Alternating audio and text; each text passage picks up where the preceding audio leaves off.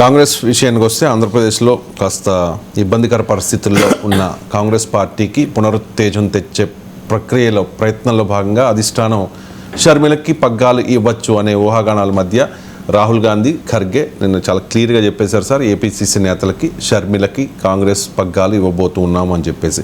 So Sharmila రాకతో కాంగ్రెస్ ఎంతవరకు పూర్వవైభవాన్ని సాధించగలుగుతుంది? అంటే షర్మిలకు కాంగ్రెస్ అధ్యక్ష బాధ్యత ఇస్తారా లేదా ఆల్ ఇండియా జనరల్ సెక్రటరీగా పెట్టి ఆంధ్రప్రదేశ్ ఇన్ఛార్జ్గా పెడతారో తెలియదు. ఇంకా అంటే ప్రధాన వార్త పత్రికల్లో వచ్చింది ఏంటంటే సార్, ఏపీ సార్ చెప్తున్నాను కదా, పత్రికల్లో ఏం ప్రకటన కాదు, అది స్పెక్యులేటివ్ వార్తే తప్ప. రాహుల్ గాంధీ, మల్లికార్జున్ ఖర్గే మాట్లాడుతున్నప్పుడు మన పత్రికా విలేకరులు అక్కడ కుర్చీ కింద లేరు. సో అందువల్ల వాళ్ళకి ఎవరో సోర్సే చెప్పింది. ఆంధ్రప్రదేశ్ పార్టీ అధ్యక్షురాలైనా కావచ్చు, లేదా ఆల్ ఇండియా జనరల్ సెక్రటరీ అయి ఇన్ఛార్జ్గా ఆంధ్రప్రదేశ్ ఉండవచ్చు. అయితే ఏదున్నా ఆంధ్రప్రదేశ్ రాజకీయాల్లో ఆమె సేవల్ని వినియోగించుకోవాలని కాంగ్రెస్ అధిష్టానం కోరిక. వాస్తవంగా తెలంగాణ ఎన్నికలకు ముందే అడిగారు. అయితే షర్మిల తెలంగాణ స్థానికత కోరుకున్నట్టుగా పత్రికలు చదివాం. అంటే తెలంగాణ నాయకురాలుగా తెలంగాణ నుంచి ఆపరేట్ అవుతారని. దానికి తెలంగాణ రాష్ట్ర కాంగ్రెస్ నాయకత్వం అంగీకరించలేదు. ఎన్నికలకు ముందే అంగీకరించలేదు, అధికారం రాకముందే. ఇప్పుడు అధికారంలోకి వచ్చినాక ఎలాగో అంగీకరించరు. అందువల్ల ఆమె ఆంధ్రప్రదేశ్ రాజకీయాల్లో చేరే క్రియాశీలకంగా ఉండే అవకాశం ఉంది. నాకున్న సమాచారం వరకు జనవరి మొదటి వారంలో, మొత్తం అయితే జనవరి మాసంలో ఆమె కాంగ్రెస్లో చేరవచ్చు. చేరిన తర్వాత ఇక ఆటోమేటిక్గా ఆంధ్రప్రదేశ్లో పోరాడుతుంది కదా. జగన్మోహన్ రెడ్డిపై పోరాటానికి ప్రత్యక్ష పోరు కూడా సిద్ధపడుతోందన్న సంకేతం వచ్చింది. ఎందుకంటే ఇప్పటిదాకా బ్రదర్తో ప్రత్యక్ష పోరు ఆమె కొంత ఎంబరాసింగ్గా భావించినట్టు కనబడింది. కానీ ఈ మధ్య నారా లోకేష్ క్రిస్మస్ గిఫ్ట్ పంపడం ద్వారా, అది కూడా వైఎస్ఆర్ కుటుంబం తరఫున పంపడం, అది మళ్ళీ షర్మిల తరఫున పంపలే, వైఎస్ఆర్ ఫ్యామిలీ అన్నారు. సో ఫ్యామిలీ తరఫున పంపడం అంటే మరి ఎవరు పంపినట్లు? జగన్మోహన్ రెడ్డి అయితే లోకేష్కి పంపడు, మరి షర్మిల, విజయమ్మలు కలిసి పంపినట్ల.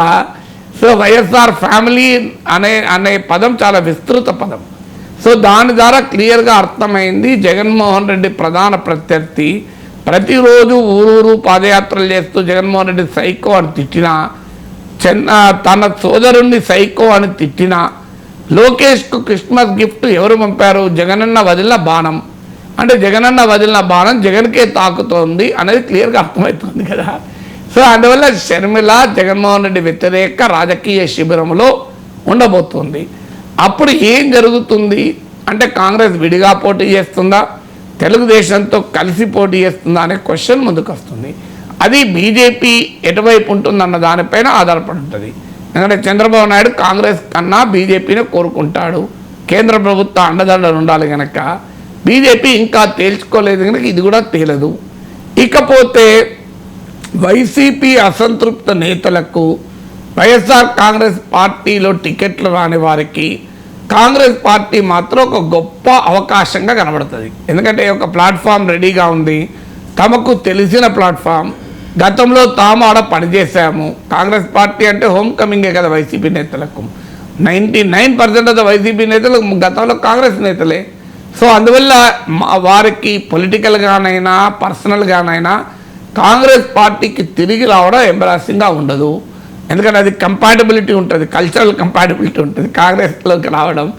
అందువల్ల కాంగ్రెస్ పార్టీ కాస్త పుంజుకోవటానికి, వైసీపీ అసంతృప్త నేతలకు మరో ప్లాట్ఫామ్ దొరకటానికి, కాంగ్రెస్ పార్టీలో కొత్త ఉత్తేజం పొందటానికి షర్మిల ఎంట్రీ ఉపయోగపడుతుంది. సో ఎంత ఓటింగ్ వస్తుంది? ఇవాళ పత్రికల్లో కూడా వచ్చింది. రాహుల్ గాంధీ అన్నాడంటే కనీసం 15% ఓటింగ్ మనం టార్గెట్ చేయాలని. అందువల్ల లోక్సభ ఎన్నికలకు ఇంకా ఎక్కువ టార్గెట్ చేస్తారు. ఎందుకంటే జాతీయ రాజకీయ పార్టీలకు అసెంబ్లీ ఎన్నికలతో పోలిస్తే లోక్సభ ఎన్నికల్లో పరిస్థితి కాస్తంత మెరుగ్గా ఉంటుంది. అందువల్ల కాంగ్రెస్ పార్టీ టీడీపీతో కలిసైనా విడిగానైనా కొంత పార్లమెంట్ ఎన్నికలపైన ఎక్కువ కేంద్రీకరించవచ్చు. బట్ ఈ ఎన్నికల అసెంబ్లీ ఎన్నికల్లో కాస్తంత రివైవ్ అయితే నెక్స్ట్ అసెంబ్లీ ఎన్నికల వరకు ఉపయోగపడుతుందని. తెలంగాణ, కర్ణాటకల 2 పొరుగు రాష్ట్రాల్లో సాధించిన విజయం కాంగ్రెస్ కొత్త ఆశలు నింపింది. ఇప్పుడు పొలిటికల్లీ చాలా కీలకమైన పాయింట్ ఏంటంటే, కాంగ్రెస్ ఓటింగ్ పెరుగుతుందా, పెరిగితే అది వైసీపీకి నష్టమా లేదు ప్రతిపక్ష శిబిరంలో ఉంటారు గనక ప్రభుత్వ వ్యతిరేక ఓటే చీలుతుందా, టీడీపీతో గనక కలిస్తే రాజన్న బిడ్డను తెలుగుదేశం పార్టీతో పొత్తుంటే ప్రజలు అంగీకరిస్తారా? ఎందుకంటే రాజన్న బిడ్డ కదా, రాజన్న రాజ్యం తెస్తానని బయలుదేరిన నాయకురాలు కదా. రాజశేఖర రెడ్డి కుటుంబ సభ్యురాలు తెలుగుదేశం తరఫున పోటీ చేస్తే సో అది ఎంత మేరకు యాక్సెప్టబిలిటీ ఉంటుంది, ఎంత మేరకు జగన్మోహన్ రెడ్డి ఫాలోయింగ్ తీసేస్తుంది అనేది క్వశ్చన్ మార్కే. ఇప్పుడు ఎన్టీ రామారావు బిడ్డ అయినటువంటి పురంధేశ్వరి టీడీపీని వదిలి కాంగ్రెస్లో వచ్చేది, కాంగ్రెస్లో కేంద్ర మంత్రి అయ్యి ఇప్పుడు బీజేపీలో ఉన్నారు. కానీ ఎన్టీ రామారావు అభిమానులంతా చంద్రబాబు నాయుడు వదిలి పురంధేశ్వరి వెనకాల పోలే కదా. సో అందువల్ల ఈ ఫ్యాక్టర్స్ అన్నీ కూడా ఉంటాయి. అయితే అక్కడ ఒక తేడా ఉంది. అక్కడేమో ఎన్టీ రామారావు బిడ్డ ఎన్టీఆర్ వ్యతిరేకించిన కాంగ్రెస్లో చేరింది. ఇక్కడ రాజన్న బిడ్డ రాజశేఖర రెడ్డి పనిచేసిన కాంగ్రెస్లో చేరుతోంది.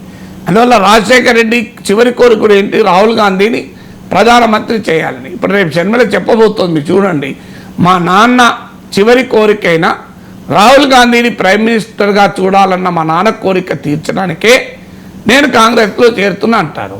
సో జగన్మోహన్ రెడ్డి ఇప్పుడు నాన్న కోరికకు వ్యతిరేకం అని చెప్తారు. సో అందువల్ల ఇవన్నీ జరుగుతాయి.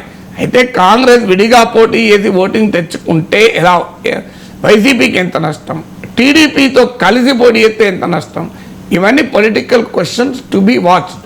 Yes sir, right sir, thank you so much అండి.